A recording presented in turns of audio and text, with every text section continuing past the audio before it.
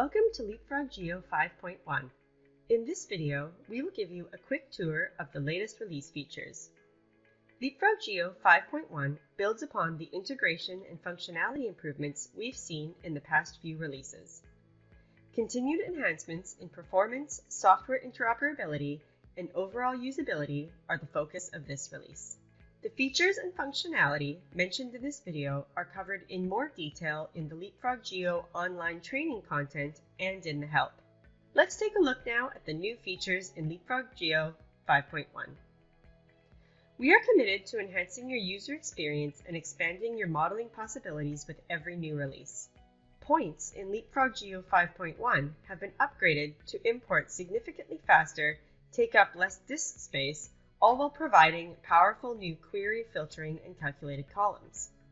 These new capabilities not only allow you to more easily import, reload, append, and visualize larger point datasets, such as LiDAR topography clouds, you're also now able to complete dynamic workflows entirely within Leapfrog Geo that have previously relied on pre-processing outside of Leapfrog. While you won't see any significant change in the points object in Leapfrog, you will definitely notice the speed improvements when loading and manipulating point data. Here's an example of importing a test point file containing 7.2 million points with 18 numeric columns and 1 text column. With the previous version of Leapfrog, it would take about 48 minutes to import the file, but with Geo 5.1, the file imports in just over 4 minutes. The same calculation and filter functionality you're familiar with in the block models is now also available on imported points. We've also made some helpful improvements to our cross-section tool.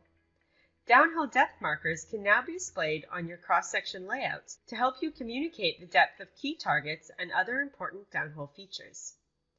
Flexible presentation options are available, including the ability to show labels perpendicular to the trace for inclined drill holes and the ability to adjust label location to avoid overlapping labels. We are working hard to continually improve your modeling efficiency. To help you save some valuable time, you can now batch import multiple images, like a series of map tiles, quickly and easily by simply dragging and dropping them into the GIS Data, Maps, and Photos folder.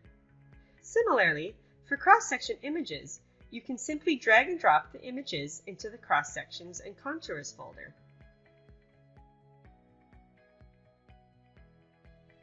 If your images are already georeferenced, they will be imported using the associated geographic coordinates. If, however, your images aren't georeferenced yet, you will need to open each one under its respective folder and add the reference information in the usual way. Be aware that the images will batch import even if they don't contain georeferencing data, but if viewed in the scene, they will display outside your coordinate range at a 0, 0, 0 origin point until the georeferencing information has been updated appropriately. Leapfrog Geo 5.1 also sees some improvements to its numeric compositing functionality. Compositing is a length-weighted averaging process for creating samples of equal support, or length, from irregular sampling intervals. Ideally, only additive variables should be directly averaged. Grade, which is a ratio of metal content to mass, is not additive, and length-weighted averaging of grade variables does not necessarily produce the correct average grade. This is an important consideration for those of you working with base metals, where there is often a strong relationship between grade and density. For commodities like gold, where the relationship of grade to density is often weaker, density can be safely ignored.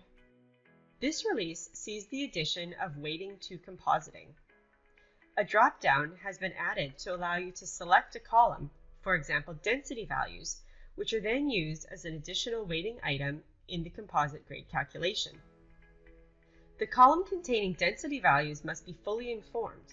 If there are any uninformed interval, you will be directed to the Fix Errors dialog in order to define how missing intervals should be treated. You can now also specify a minimum coverage when handling residual end lengths during compositing, expressed as a percentage of the interval length. This may result in the retention of residual intervals that were previously discarded when the numeric composite is reprocessed. Performance improvements have been made throughout Leapfrog Geo to help you save more time.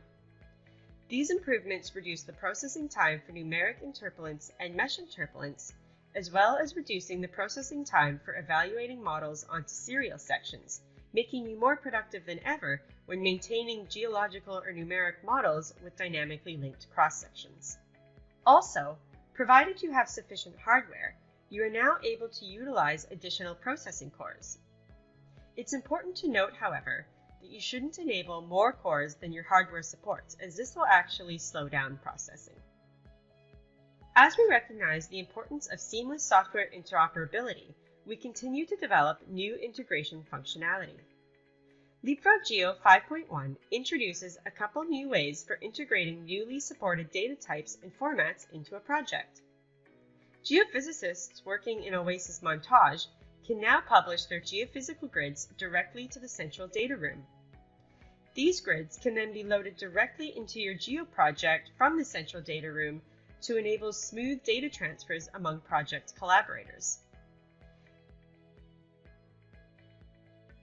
If you don't have access to Central, don't forget, you can use the OMF to import geophysical grids from Oasis Montage and geological surfaces from other software packages into Leapfrog Geo.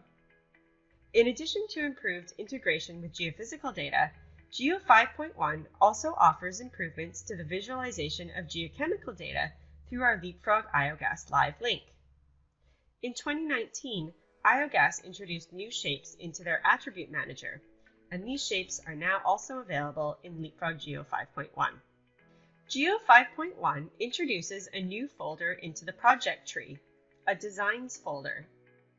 CAD data from mine planning applications can be imported into this new Designs folder. Format support include the familiar DXF, along with DGN, DWG, and Land XML formats. This folder provides a convenient place to organize and manage data such as mine designs for pits, underground layouts and stopes, and mapping generated from field mapping applications such as Deswik GeoTools. Data can be moved into position by using drag handles, and files can be reloaded when new updates are available. For those using Seequent Central, this latest release offers some great enhancements. We now have notifications. Actively collaborate on your projects using notifications. The new service alerts you to events and activities happening in your projects, allowing you to know when critical work has occurred. Notifications can be viewed in the central portal or delivered to your email. In the portal, you can change your notification preferences. Choose the activities and mode of notification that you want, email or in-app, as well as the projects you want to receive notifications about. We have also made improvements to the data room based on user feedback. You can now move files and folders within a project to better organize your data. File folders can now be uploaded to the data room by drag and drop. These uploads are no longer limited by file size. Lastly, each project now has a recycling bin, which enables a softer delete process. Files mistakenly removed can now be restored by a user with owner permissions. The Central Projects tab in both Leapfrog and Central Browser now has a new refresh button. There are a couple of new object types that can now be published to Central: interval midpoints and guide points. To facilitate the Leapfrog and Central upgrade process, Central now offers forward compatibility, meaning that you'll now be able to use the latest version of Leapfrog prior to Central being upgraded. Before we wrap up this video, I'd like to take the opportunity to tell you a bit about the extensive ongoing project our development team has been working on for the past several months. While the full extent of this work is not yet ready to be released, Leapfrog Geo 5.1 represents the first phase of providing you with significant performance advances. Seequent is committed to the long-term future of the Leapfrog suite of products. With this in mind, we regularly undertake fundamental improvements and upgrades to our codebase. As Python 2, one of the development languages on which Leapfrog is based, has reached the end of its life, We have dedicated significant resources to migrating the codebase to Python 3 over the past several months. As part of this, we are also making improvements to the architecture of our user interface layer, changing our user interface toolkit from GTK2 to Qt. While the way you interact with and model in Leapfrog will remain the same, you will primarily notice these changes in the visual appearance of Geo. Under the hood, these changes set us up to continue our development of modeling functionality into the future. As I mentioned earlier, this work is not yet complete, but we expect that you will see these changes in our autumn 2020 release. For more information about any of these Leapfrog Geo features, check out the following resources or contact your local Seequent office.